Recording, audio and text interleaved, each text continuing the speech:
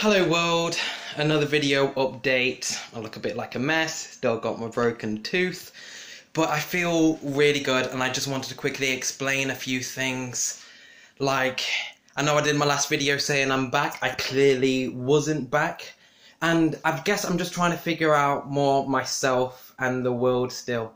Because one of my biggest problems was, after having an out-of-body experience, was I'm all alone, no one understands me. And even though some of the people who have messaged me through my videos to ask, how have you done this? How have you had an out-of-body experience? Tell me how to do it so I can do it myself. And every person who I have told has had an out-of-body experience, and yet they don't want to commit suicide and die, right? So that means there must have been something with me. And I guess, like, I'm excited because I'm figuring more things out, and I guess everyone's journey is different. Everyone's journey is different, right? And I really underestimated that. My original thought was, you know, the more people who I can get to have an out-of-body experience, then the more people can get some of the weird stuff, right? You know, some people would say, well, I'll backtrack a sec. You know, the one reason why I stopped trying to teach people how to have an out-of-body experience, because the last thing I wanted anyone to go through was some of the things I'm going through. The last thing I wanted to go through is anyone feeling depressed. But since then, I've learned about this phrase called the dark night of the soul. To explain it simply, it's a bit like, you know, when some weird things happen, like, I don't know, for the past 4 years, people start appearing in your room, the walls start turning to water, you start seeing lights in the sky. You know, imagine for a second that all of that is true, and all of that does and is happening to me, then you can imagine why you may go a bit loopy, especially if there's no one you can talk to, right? Especially if you have to deal with it all alone. I also think it's quite coincidental that you're alone when these things happen, that everyone that you love is not there for you. Because what's helpful when meditating is to let go. And if feeling like you're abandoned, it gets easier to let go and for some fun things to happen during meditation. I've come back the other end. Of course I love these people. And of course I now realize that it's unfair of me to expect anyone to understand, or even to expect anyone to help, right?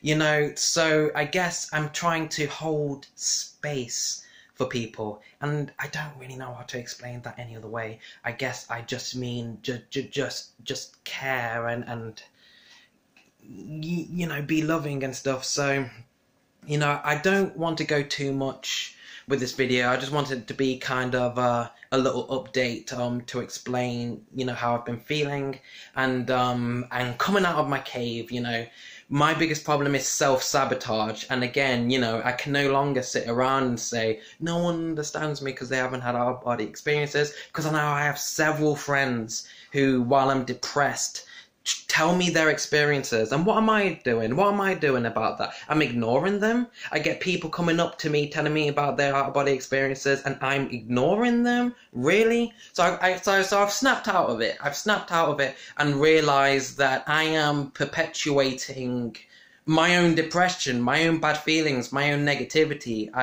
to put it in a radical way. I'm at such a low vibration, right? And I know that's going to go over most people's heads, but most of the people that have messaged me on these videos already are people who may resonate with words like being at a low vibration. So I'm trying to cover both ends. I'm trying to cover people like me 4 years ago, 5 years ago now, I suppose, who believed in nothing, something weird happened to them, and then went a bit loopy from there.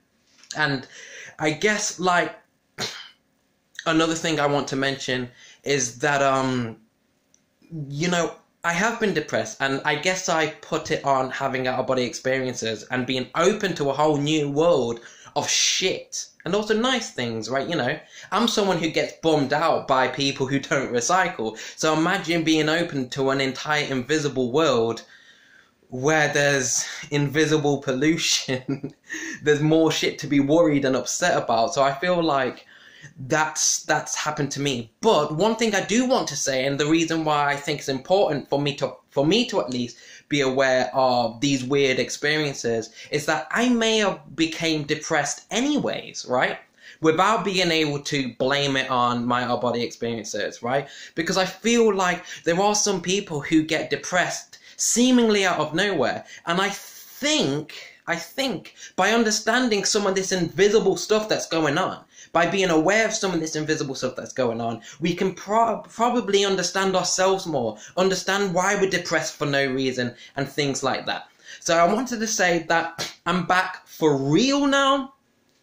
And my next video is going to be on astrology. You know, how can a skeptic use astrology, right? I know, how does that work?